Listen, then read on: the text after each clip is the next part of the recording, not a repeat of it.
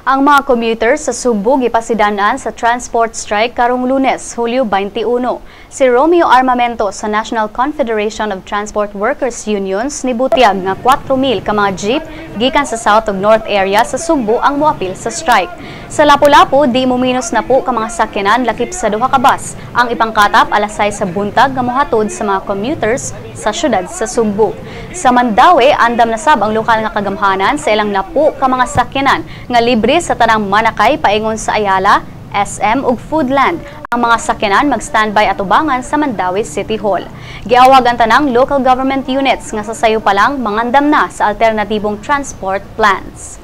Ang National Confederation of Transport Workers Unions mopahigayon og strike isip protesta sa Joint Administrative Order 2014-01 din giumentohan ang mga penalty sa traffic violations. Matod sa grupo, dili makatarungan ang maong aumento, sanglit daw gamay ra sa lagkita matag adlaw.